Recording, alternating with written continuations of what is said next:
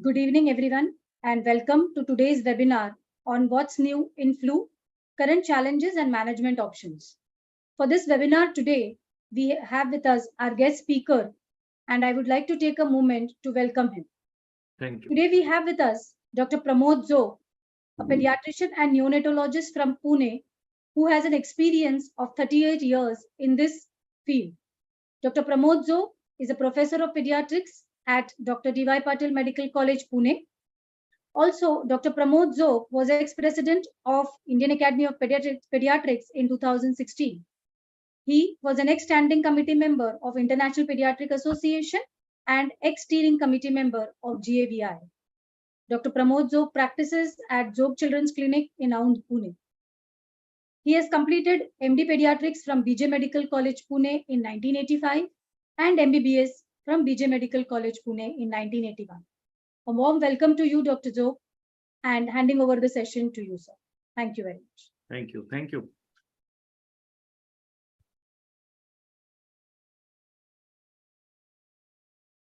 I hope my presentation is visible and I am audible. Thank you. Okay. Yes, sir. So, my dear friends, today we are going to discuss on an interesting subject related to flu, and that is influenza. And the topic is what is new in flu. And remember that in flu, every year there is something new, because this influenza virus, as you all know, is a very naughty virus. Why naughty? Because it's an RNA virus. And just as COVID continued to deceive us with different variants, this flu virus, which is an RNA virus, also continues to deceive us. Okay. How does it deceive? Because on the outer wall of this virus, there are two glycoproteins. One of them is hemagglutinin and other one is neuraminidase, H and N. And we have different permutations and combinations of this H and N in the form of H1N1, H2N2, H3N2, so on and so forth. And if there are some minor changes in the amino acid sequence of these glycoproteins, then every year we have to have a different vaccine containing a bit of a different strain so that our children and our population is protected against influenza. So every year there is something new, and there are some other things also which are new, particularly when flu and COVID have rather been together during the 3 years period. And now in some parts of our country, again, a new variant of COVID is making its appearance. And you can see that the nomenclature of this particular virus, and I have tried to put my name in the form of a nomenclature, because the standard nomenclature of influenza takes into account the variability in the influenza surface proteins.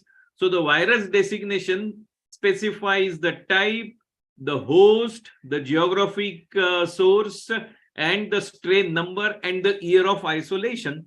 So all of them are there in my name, and I have put myself as the influenza virus nomenclature. And you can see that I have been the president of IAP. So every year the IAP president also changes, and I was the strain of this particular IAP president strain of 2016. Okay, with that I will tell you about a case. And he was a 3-year-old boy who came to me with fever, cough and cold and progressive breathlessness over 3 days. He was tachypneic and the saturation was 85% at room air, and the blood gases were showing acidosis, and this was the X-ray showing ARDS. Okay, he was admitted to the intensive care, he was ventilated, he received Oseltamivir and supportive treatment, and he was H1N1 positive from the throat swab, and he was ventilated for 3 days, and then he was all right. So the question which all of us started discussing, whether early Oseltamivir would have helped him, because the problem was that initially he was a healthy child. He presented with cough and cold and fever and progressed over 3 days.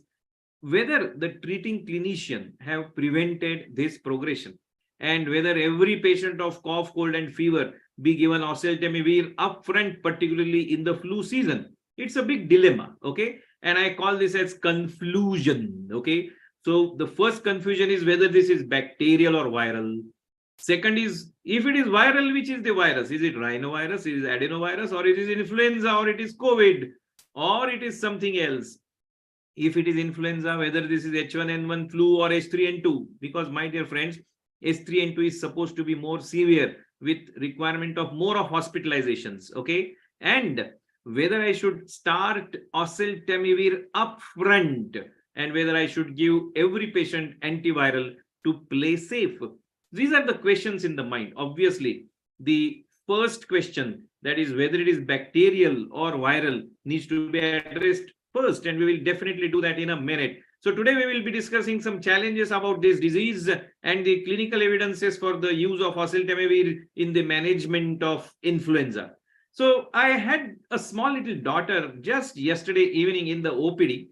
I know this particular small little girl of IT sector parents' daughter, she was with her doll, and she was continuously talking to the doll saying, don't worry, my dear, it's viral. Imagine a small little girl telling the doll that it's viral. So few years back, I would have, just laughed it away. But today I cannot laugh it away. And whenever someone says it's viral, so many viruses, they start dancing in my brain. And they are all like influenza and the para-influenza and the human metapneumovirus and the RSV and the adenovirus and H1N1, H2N2, everyone is started, playing, in my brain. So the point is, in case if you have virus, the presentation is usually that initially the child will have high fever, which over a period of 3 to 5 days without antibiotics should settle. Okay. When you give paracetamol, the child should be better. The child should play well, eat well, and smile well. And in the interfebrile period, the child should be back to his usual self. Okay. However, in bacterial infections, usually you give paracetamol. After giving paracetamol, the fever comes down, but the mother says, ये पहले जैसा नहीं है, इसका बर्ताव कुछ अलग है. He is not the same child. He is not sleeping well. He is not playing well. He is not eating well. Dull जैसा है. बुखार तो नहीं है, ठीक है डॉक्टर साहब, लेकिन he is not the usual self.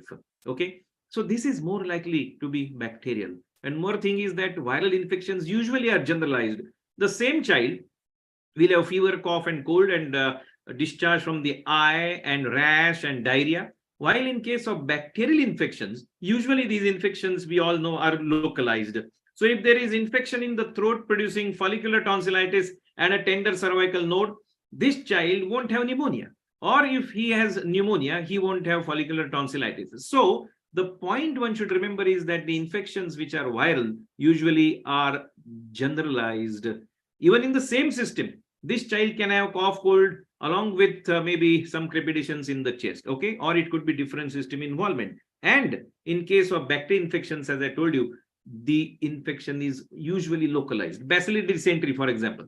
The child will have blood and mucus in the stools, but won't have pneumonia. So two systems won't be usually involved in bacterial infections, okay? So when parents come to us these days, we have to be very, very clear and tell them that after the COVID, there have been different viruses which till now were in the dormant state.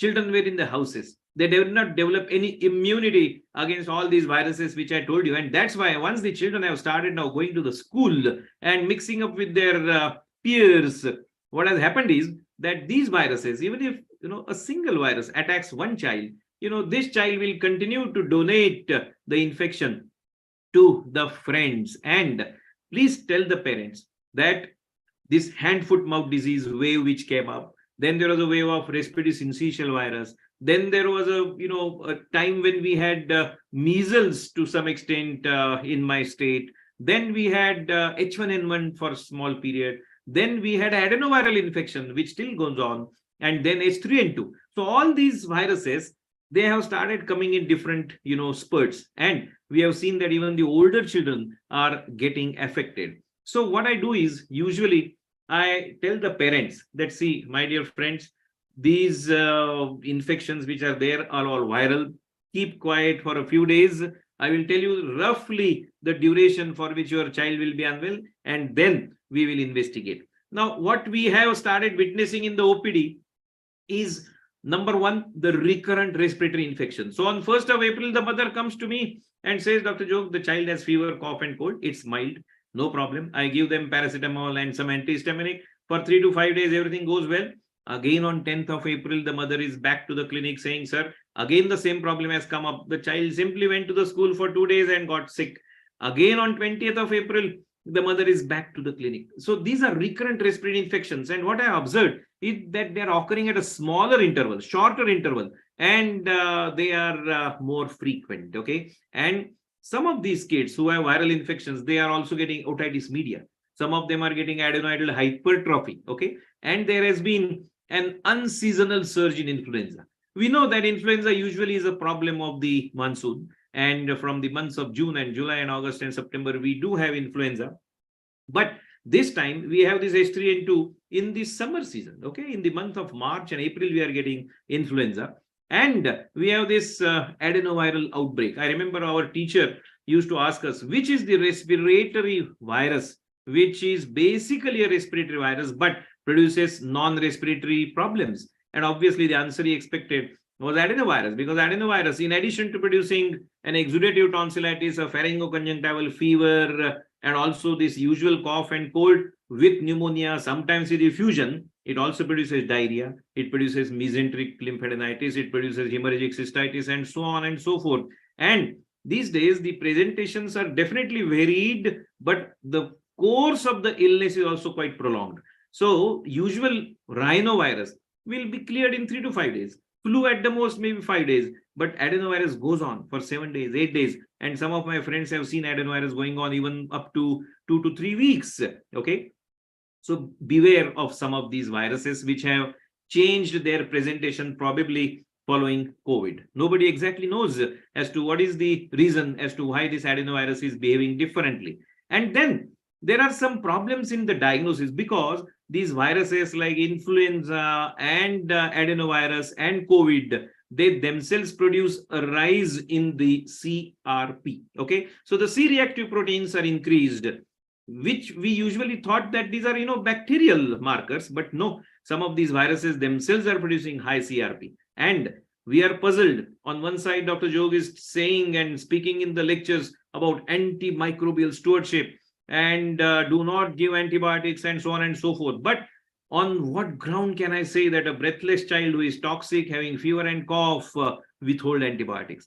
The reason is, many times we do not have the facilities for doing the nasopharyngeal swab. So if we have this diagnostic stewardship, okay, in the form of diagnosis of a particular virus, for example, we have a test called as expert flu, which diagnoses either RSV or flu or COVID, then I can pick up and tell that, oh, this is flu. So I can rest assured and I need not use antimicrobials. Okay. So remember, important point, that the nasopharyngeal swabs also over the last few days we have been doing at a greater extent. Okay. And then there are some therapeutic dilemmas, as I just told you, whether or not we should use antibiotics, whether or not we should use anti-flu medications like Oseltamivir. And in some of those areas, some of our colleagues have witnessed increase in the use of inhalers and the nasal steroids. So this definitely is a picture which has changed.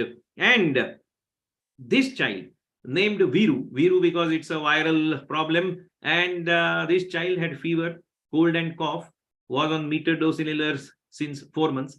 The problem was well controlled, and he required only symptomatic treatment, but again came back after 3 days. He was afebrile for a day and again came back with fever, but he was active in between. So the typical case which I told you earlier, which is recurrent viral upper respiratory infection, which I told you is more frequent and occurring at a shorter interval. Why I'm telling you about this case? Because you have to keep away from antibiotics. For milder cases like these, please do not give antibiotics at all, and counsel the parents. As I told you that during COVID, children have been indoors and they have not been exposed to the viruses. So that's why the reason, they are getting these viral infections again and again. They will understand that. Okay. Also, many times, as I told you, in adenoviral infections, fever goes on for a long time. I usually tell them, don't worry, it will take longer time. It is taking 3 weeks to settle. And if the child settles in 2 weeks, of course, the credit goes to Dr. Jog, because within 2 weeks, Dr. Jog has been able to, cure this particular child. But remember, adenovirus is taking longer to settle. Okay. Now, before we learn more about influenza, we should know as to which organism attacks which part of the respiratory system. So I will tell you as to who loves whom. So rhinovirus, influenza virus, parainfluenza virus, all these viruses, they love the nose. Okay, so the presentation is with cold and sneezing and so on and so forth. Almost always viral. Okay, bacteria do not trouble the nasal part of the respiratory system. Okay, tonsillopharyngitis in 70% cases again is viral. Similar types of viruses. 30% cases tonsillopharyngitis is bacterial, and it is the group A beta hemolytic streptococcus which produces follicular tonsillitis and a tender cervical node. The question is how to differentiate these two clinically, whether it is viral or bacterial. Very difficult, very difficult. There are some scoring systems which guide you, which tell you that if there is a tender node, if the child does not have cough and so on and so forth, then these are the scores given, and you can guess as to which is the likely organism. One important finding that has been observed is that the redness of the throat, okay, is much more in the streptococcal throat infections, while redness of the throat is not that much in the viral infections. And tender cervical node, if that is the presenting feature, then it's more likely to be bacterial tonsillopharyngitis. My dear friends, otitis media and sinusitis usually are bacterial to 70%. Other cases, it is viral. And the bacteria which attack the respiratory system include Streptococcus pneumoniae, H. influenzae, and Moraxella catarrhalis. So if you want to identify the enemies and want to know the KYC status, know your customer status of these organisms, if the onset is with cold and sneezing, where there is only upper airway involvement without any fever and no exhaustion and child paying well, think of either rhinovirus, influenza or parainfluenza or RSV. If the child has high fever, prominent headache, myalgia, extreme weakness, always think of flu. The parents will bring the child, lift the child and bring to your clinic. That much is the weakness, okay? And then adenovirus, as I told you, is usually the one which presents with pharyngoconjunctival fever. There will be discharge. So if there's a child with fever, cough and eye discharge, remember it could be adenovirus, okay? And some of our colleagues have noticed that stickiness of the eye and fever and cough going on for a day or two, this new variant of COVID also is showing some similar picture, which of course the time will tell us more about. Then diarrhea, mesenteric lymphadenitis, hemorrhagic cystitis, non-respiratory manifestations, okay? And in a child who is less than 1 year, there is bronchiolitis because of respiratory syncytial virus. And if there is fever and dry cough, see, COVID is a virus which directly likes to go down to the lower airways, okay? And that's why dry cough is usually seen earlier, and loss of the sense of taste and the smell in adolescents. And as I told you, bacteria like Streptococcus, they will produce fever, follicular tonsillitis, and a tender node. Pneumococcus will produce pneumonia, and the child will have fever, grunting, and tachypnea. The parents will say, "Raat mein karana, karata hai," like so that is pneumonia, okay? And remember, if there is an airway disease, cough is always more than fever. And if you ask a mother, what is more, बहन जी ज्यादा क्या है? If she says, नहीं doctor साहब, बुखार बहुत है, रात में कराता है, खांसी कितनी है बहन जी? खांसी ज्यादा नहीं है. So that is usually, low respiratory infection, which could be pneumonia, okay? And if there is a rapid progression, and if the child progresses from pneumonia to, effusion and then to empyema and appears toxic, that is staphylococcus. And beyond 5 years, if the child has predominant cough with less of signs, then usually it's mycoplasma, okay? My dear friends, have a look at this child. Recently came in the month of March, and he was a 4-year-old child with cough and fever, high-grade fever, going on for 5 days, and people already had started him on amoxicillin. He was not settling with the oral medicines, and on admission, he was tachypnic. And we were in two minds, but as he was admitted, as a protocol, we usually send the nasopharyngeal swab. He needed oxygen support. Hemoglobin was 11.6 and the total count was on the lower side. Platelets were on the lower side and there was a mild derangement of the liver functions. And the nasopharyngeal aspirate shows positivity for H3 and 2. So this was influenza with low WBC count and low platelet count. Okay. Similar child of H3 and 2, wherein the counts were normal and again fever going on for 5 days and not settling with usual treatment. Again, another child where counts were normal, but the CRP was 38. You can see X-ray chest showing infiltrates on the right side and nasopharyngeal swab showing H3 and 2. And another interesting case, 1-year-old coming with fever, cough and cold, but status epilepticus. And he had the H3 and 2 and the counts were okay, but the MRI showed non-specific changes of encephalitis. And this was influenza encephalitis, which is very common in the earlier age groups. And this daughter of IT sector parents, 7-year-old daughter, came for fever for 3 days with throat irritation. And parents said, Dr. Saab, 2 दिन बाद इसकी exam है, कुछ भी कीजिए लेकिन उसका बुखार कम होना चाहिए. And then the throat was showing mild congestion. I simply gave her paracetamol. With the flu and adenovirus around, all of us were in two minds whether we should put her on Oseltamivir or something like that. My dear friends, remember, whenever parents pressurize you, please weigh the situation.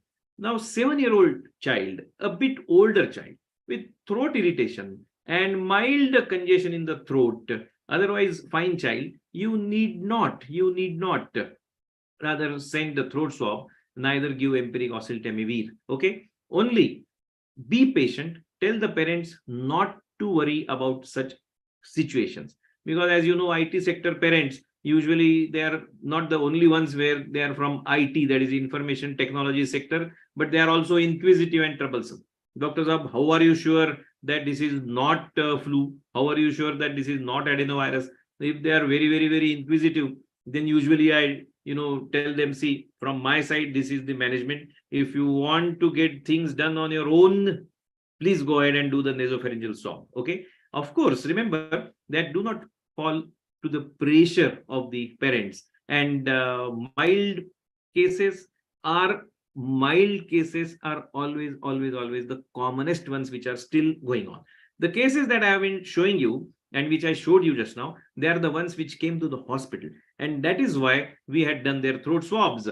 However, this child, 3-year-old boy, coming for cough for a week and high fever for 3 days and crepitations, who was managed with coamoxiclav by someone outside, was admitted for persistent fever. Now see here, there is lower respiratory involvement. And here you are fully justified in sending the throat swab. And in addition to the IV antibiotics, this particular child where CRP was normal, the swab showed influenza A, Oseltamivir was added.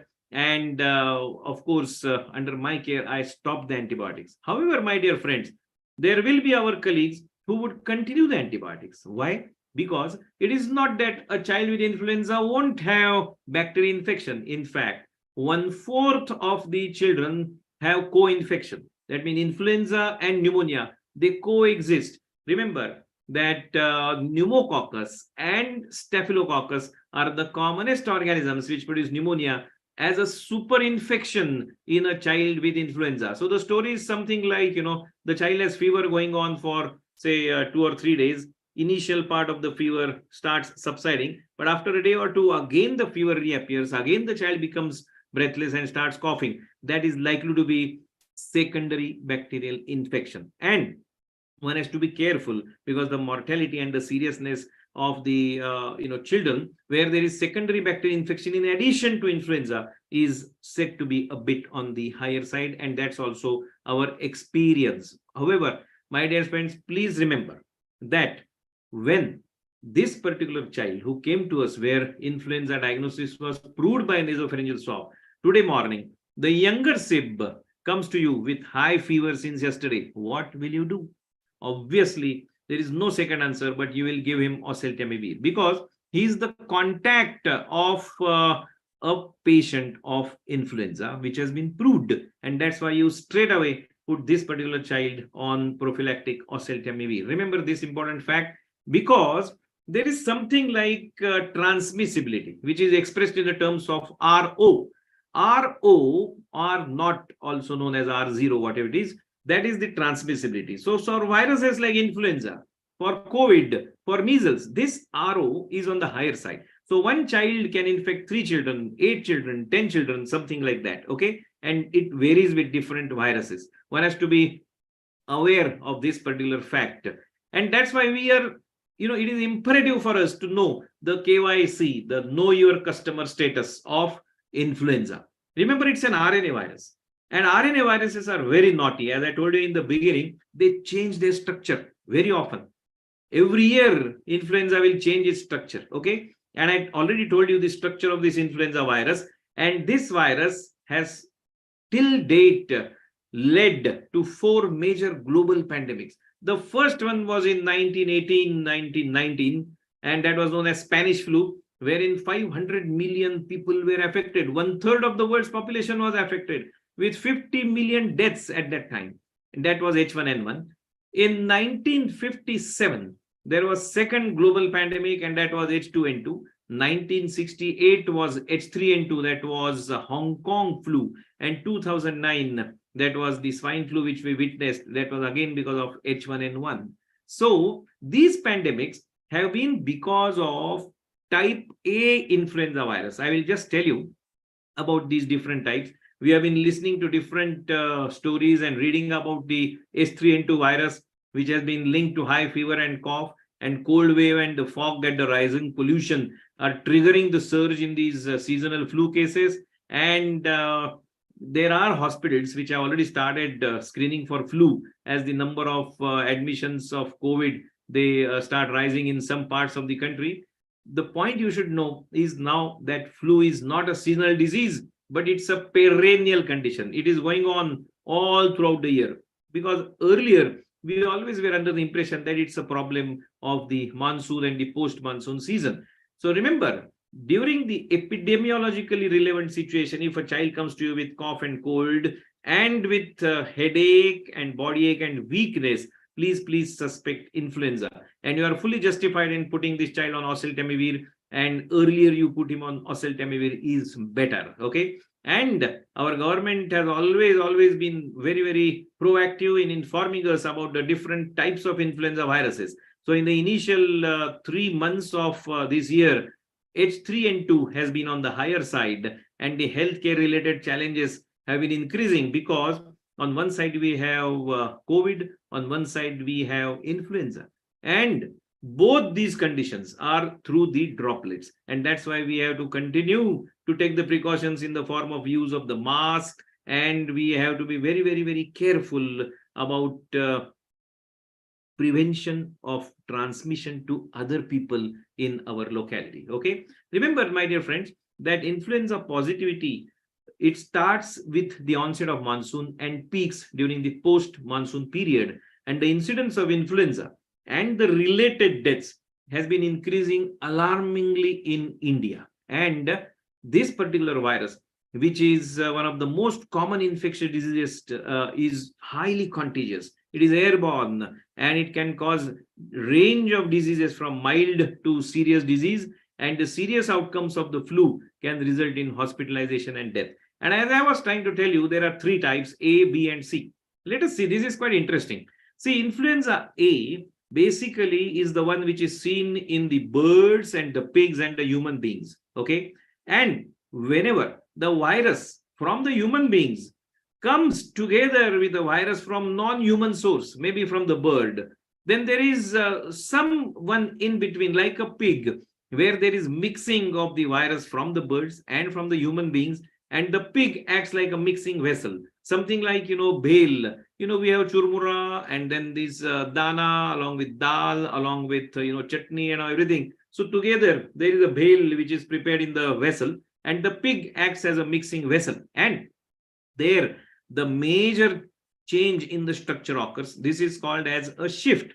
So influenza A always has been the cause of pandemics all over the world, because it is seen in human as well as non-human sources. But influenza B virus is only in the human beings, And that's why there is nothing like mixing, and that's why it doesn't produce pandemics. But influenza A has been responsible for pandemics all during these years. And influenza C is a mild guy. He doesn't create much of a problem, and it's only a mild respiratory illness. Currently, all those strains which are in the atmosphere, they are AH1N1 and AH3N2.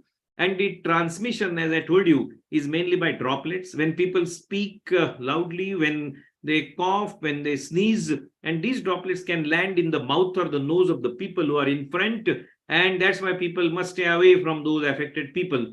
And also themselves stay home if they are sick, okay? And as all of us know that we need to wash the hands often with soap and water. And most of the healthy adults, they infect one day before the symptoms occur and up to 7 days after becoming sick. But children pass on the virus for a longer time. They pass on even for 14 days.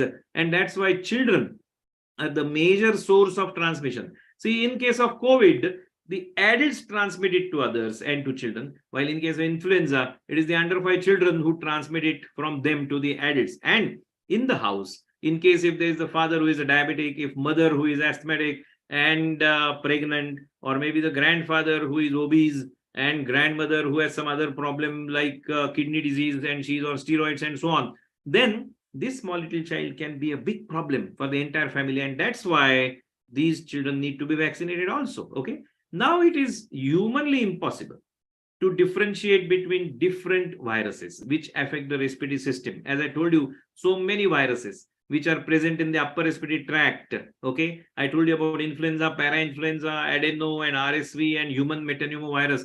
And I always say jokingly that even the Rajnikant cannot differentiate these different viruses. But is there any way to differentiate the flu and the COVID? Remember that ILI is a term, influenza-like illness is a term which is used to tell you about the cough and cold and fever like presentation by different viruses. Now, the father of ILI is influenza, okay? But if you see, in almost all these, viruses and the condition, fever and muscle pain and cough and weakness and sore throat will be seen. The only thing is that COVID and flu are the ones which infect the lower respiratory tract, okay? Rhinovirus and others, they usually stay in the upper part of the respiratory system. You know that the loss of the smell and the taste usually are seen in COVID-19. And we have seen that in COVID-19 in children, we have witnessed that children did have diarrhea, and headache is an important feature of the H3N2 and H1N1. But remember, it's very difficult to differentiate different upper respiratory viruses, lower respiratory viruses. But one point you must remember that in case if you send a nasopharyngeal swab and if you get rhinovirus, then it's an innocent bystander, like our neighbor. Neighbor usually likes to see how the husband and the wife in the neighboring house are fighting. He himself or she herself doesn't interfere in the fight, okay? Of course, maybe next day she would come and then try to find out as to what was the real cause of quarrel and so on. That's different. But otherwise, when the quarrel is going on, the viruses like rhinovirus, they are innocent bystanders. So in the nasopharyngeal swab, if you get adenovirus plus rhinovirus, neglect that rhinovirus, okay? Only pay attention to adenovirus. And which are the viruses which need to be attended to or to be taken seriously? So it's the flu, it's the parainfluenza, it is adeno, it is RSV, and it is the human metapneumovirus. These 5 are the ones, in case if the nasopharyngeal swab shows these 5 viruses, they correlate very well with the lower respiratory infections. So in case if you are getting lower respiratory infections and you really want to correlate with which virus it is likely to be, then these are the 5 ones which should be taken seriously, okay? And these ILI cases have been categorized into A, B, and C, which all of us are aware. So the milder ones with cough, cold, and fever are type A. The ones where the respiratory rate is high are type B, and when there is a distress, it is type 3 or C. And you have to remember one important point, that for the A variety, there is a milder variety, there is no need to test for the flu, neither there is a need to give Oseltamivir. But if a child is hospitalized, if a child has pneumonia, if the rate is more, if there are crepitations, if the child is breathless, tachypneic, then please see that the child is started on Oseltamivir as fast as possible, and also the throat swab is sent for examination. And In any case, for a child, please remember that you have to warn the parents. They are going back after, in case if they come to you on second or the third day with similar symptoms, tell them that if the child has fast breathing or cyanosis, or the child is not eating well, not drinking well, not interacting, not waking up, and is so irritable that does not want to be held, or if the child was improving initially, but then again coming back with fever and bad cough, where we suspect secondary bacterial infection, be careful. Okay. And that's why you have to give those danger signs to the parents, and also be aware of complications of flu. As for your convenience, I have put these complications with an alphabet A. So it's ARI, acute respiratory infection, which a serious one could be pneumonia or ARDS. It could be upper respiratory tract, where acute otitis media is also known. Absenteeism from the school, which also reflects in the absenteeism of the parents from their work, and loss of amdani, and that is income. And then the antibiotic abuse. Just because the child has fever, cough, and cold, many of us will be tempted to use antibiotics because nobody knows as to how to differentiate the two. So nobody, would say anything if you use antibiotics, but it is our conscious that we have to be careful about. And that's why all these 4 A's are the important complications of flu. And if you start with Oseltamivir early or vaccinate children, then basically you can avoid these complications. So when we come to managing a child, it's very simple, because the type A requires only bed rest and increase in the fluid consumption and suppressants for the cough, and antibiotics like paracetamol. Never use aspirin, because you know that influenza children given aspirin can lead to Rye syndrome, okay, which involves the liver, and the child can have tough time. And then most patients with influenza of mild variety recover in 3 days, but the weakness may persist for long. And severe cases may require hospitalization, IV fluids, and other supportive measures. When it comes to managing children with antiviral drugs, the neuraminidase inhibitors are on the forefront. I told you that the virus has hemagglutinin and neuraminidase as the glycoproteins on the outer side, H and N. And H is the glycoprotein which is useful for attachment to the host cell. Okay. So neuraminidase is the one which attaches to the host cell, and after a little while, because you know that the viruses will not be of, they can't do anything unless they attach to the host cell. They are 100% parasites. So once the virion, that is the virus particle, gets, rather attachment to the host cell, later on, the cell replication will start. And neuraminidase is the one which is responsible for releasing the virion from one infected cell to other cell. And this is exactly the role of neuraminidase inhibitors. Okay, so they block the viral neuraminidase enzyme, which is critical in releasing the virions from the infected host cells. Okay, and oseltamivir is the one which is very potent and a selective inhibitor of the neuraminidase enzyme of the influenza viruses A and B. And it's a prodrug which is converted to the active form, oseltamivir carboxylate, in the liver, and it's the one which inhibits the replication of the influenza virus and prevents further spread of infection. Okay, this has been useful in all strains of influenza A and B, also the avian and the swine and the other strains of influenza. And this is the pictorial presentation of the activity of oseltamivir, wherein on the top portion you can see that the virion is releasing new virions and the viral replication continues. But the red cross in the lower part will tell you that the virion cannot release the further virions, and the viral replication is halted by oseltamivir.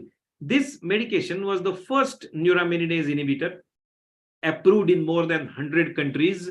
And let us have an important look at the dosage and the recommendations. Remember, earlier you start with oseltamivir, it is, remember, always very useful, because the defervescence takes earlier, and then within a day or two earlier the child recovers. Okay, so in adults the dose is 75 milligram capsule twice daily. That is the therapeutic dose.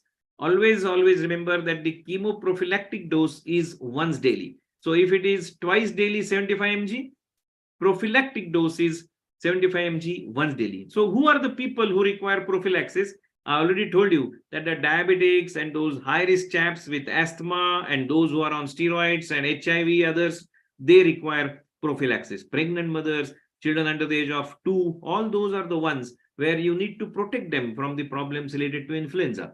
And the 30 milligram capsule, which has come into the market recently, is the one which is extremely important because it is quite convenient and economic for the parents to use. Let us imagine that a child is less than 15 kg and requires 60 milligrams in a day. So it's 30 plus 30. That means one capsule of 30 in the morning, one in the evening for the treatment. And for prevention, it is one capsule once in a day. In a child who is say between 23 and 40 kg, it's 120 milligrams per day of the therapy. So that comes to 60 milligrams in the morning, 60 in the evening. And that is 2 capsules in the morning, 2 in the evening. And that's very convenient.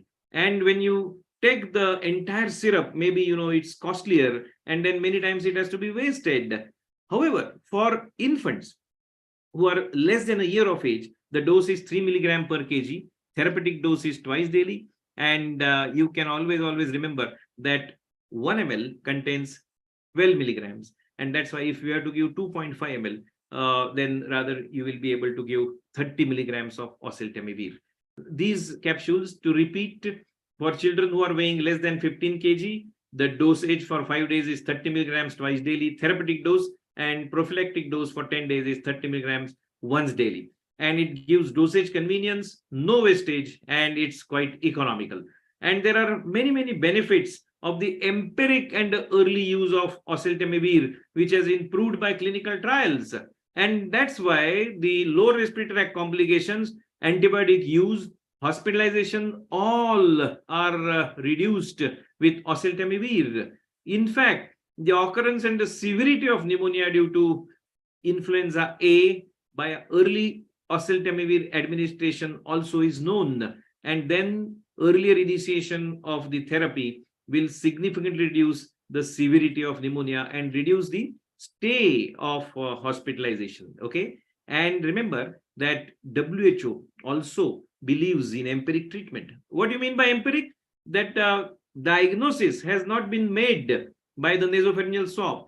WHO wants you to start it as soon as possible. Lab confirmation is not necessary for initiation of therapy. And even if the lab tests for H1N1 basically do not come to be positive, remember, you have to continue with Oseltamivir provided you are clinically confident if the child is admitted and has some complications like respiratory complications. Okay. And if the high risk individuals have been exposed to a patient in influenza, you must give the presumptive treatment with Oseltamivir. And the empirical therapy is always given with Oseltamivir whenever there is local circulation of the virus or if there are other risk factors. And whenever the diagnosis is proved and when there is community acquired pneumonia in adults, this Oseltamivir is also used. So my dear friends, remember that the influenza as a disease is showing unusual pattern. Majority of them are H3N2, some of them are H1N1, some of them are influenza B, and the proper diagnosis and the early treatment can prevent the flu complications. And empiric use of Oseltamivir will reduce the low respiratory complications, hospitalizations, and antibiotic use. And WHO and American Thoracic Society and the Ministry of Health and Family Welfare, they recommend the empiric use of Oseltamivir. A few points about the flu vaccine. My dear friends, remember this short form, which includes the need, efficacy, safety, cost effectiveness, affordability, feasibility, and epidemiology. So if you take the initial alphabet of all these 7 points, it is the Nescafe. So whenever you think of any vaccine, apply these 7 tests for that particular vaccine. About flu vaccine, it's very straightforward. It is definitely needed for all the reasons that I told you. It is quite efficacious. How you find out the efficacy? Remember, when you have H1N1, H3N2, and all those Victoria and Yamagata lineages of type B in the atmosphere, the same ones in the vaccine, then that's a perfect match. This is like Kundali. So the boy and the girl, they are a perfect match for each other. So the vaccine and the atmospheric viruses are a perfect match for each other. So the efficacy is going to be very great. Okay. Safety is no doubt very good. and the vaccine is always cost effective because it's not a costly vaccine at all. Parents can afford it. It's feasible because at the age of 6 months and 7 months, there is hardly any vaccine except typhoid conjugate vaccine, which has been recommended after 6 months. But at the age of 6 and 7 months, you can give 2 doses, 1 month apart in the first year of life. So it's quite feasible. And then epidemiologically relevant vaccination. Okay, I will tell you what I mean by that. It means that whenever a child comes to you in the month of April or May, you know that the monsoon is the season for flu, and that's why epidemiologically it is better that you give the vaccine in the month of April or May. But in Tamil Nadu, wherein the monsoon comes late in December, it is prudent and wise to give the vaccine available at that time in the month of October or November. Remember, important point. Of course, some of my friends ask me as to how to keep the parents, stuck up to you for vaccination. What I do is, at 6 months, there is typhoid conjugate vaccine. And then 7 and 8 months, usually there is no other vaccine. So I either give 6 and 7 months of flu vaccine in the beginning and keep the typhoid conjugate vaccine for the 8 months. Because at 9 months, again, MMR is to be given to the children. So in case if you leave a longer gap between 6 months and 9 months, or if you don't do anything, then parents are likely to be lost and you will lose your clientage. So what I do is, at 6 months completion, I give the first prick of flu. At 7 month completion, I give the second prick of flu. And at the completion of 8 months, I give the typhoid conjugate vaccine, so that the parents keep coming to me. And then they will ask me, sir, what next? Then obviously it is the 9 month completion MMR vaccine. Okay. So anyway, this is only for you to see that your clientage continues with you. And I told you the time of administration, and there are 2 vaccines. One is a southern hemisphere vaccine. Remember, India comes in the northern hemisphere geographically, okay, above the equator. But as regards the strains, it is the one which is southern hemisphere. Okay, there is a lot of discussion which goes on, but remember, whichever vaccine is available at that time, please give it, but give it. Okay, don't allow parents to go just like that. As soon as the child completes 6 months, tell them to take the vaccine. Okay, and I told you that it has to be given to the children, pregnant mothers. Remember, there was a trial wherein it was found that the mothers who are given influenza vaccine also give antibodies to the babies in the first year of life. And that was a great trial. And you have to remember to give it definitely to people who are elderly and above 65 years. Then there are people who have some problems like cardiac problem, congenital immunodeficiencies, respiratory disorders, all those high risk categories, you must give them. Okay. And what I do is, I give the subsequent shots and I tell them that you celebrate happy birthday once in a year. Similarly, when you celebrate happy birthday, you say happy birthday to you. But when it comes to flu, it is happy birthday to flu. Okay. So a child who is given 2 shots in the first year, please tell them to remember this particular slogan and give it once in a year, and it's happy birthday to flu. In fact, what I do at my clinic is that all the staff members who work at my place, including the doctors and the nurses and the receptionists and the ayahs and others and the ward boys, I make it a point that they receive this vaccine once in a year on their birthday. I give it free of cost to them so that they, remember that every year, rather than celebrating it in other way, they receive this particular vaccine. Okay. So my dear friends, remember that this virus, influenza, is a fast and furious virus. There was a movie by this name, and I think influenza is the one which is very apt for this title. So the onset is abrupt, the transmission is high, the progression is rapid, ARDS sets in fast, and the vertical discharge, that is the death, also can occur fast if you don't act fast. Okay. And that's why Oseltamivir is the one which is to be given as fast as possible, quickly, so that it prevents the problems. Now, what Oseltamivir does is that it prevents all those complications. That is obvious. But some of my colleagues, they ask me, sir, if a patient himself or herself, is brought late, what do we do? Shall we give Oseltamivir? Because you have been saying that give it in first 48 hours, give it in first 48 hours, but patients don't come in first 48 hours. Remember, even if you give Oseltamivir after 5 days, 6 days, when your patient comes, I told you that the viral replication continues in children up to 14 days also. And the mortality of influenza can also be reduced. So the viral replication and mortality both are reduced even if you use Oseltamivir little late. So when a child is brought late, even then please use Oseltamivir.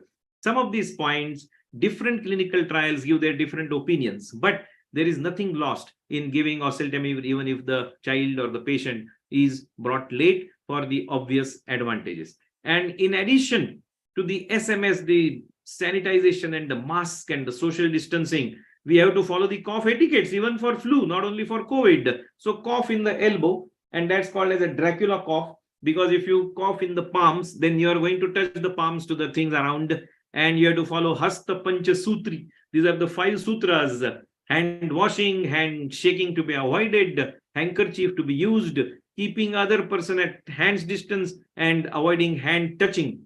Many of us have a habit of touching the nose, touching the eye, and all these viruses which are sitting on the hand are likely to spread to other parts of the body. So be careful. And that's why I thank you for a patient listening. Always follow Namaste. That is the Indian culture. And avoid shake hands. Only say Namaste. So with that, I would also say Namaste to you for a patient listening. And if you have any question, please feel free to ask. Thank you.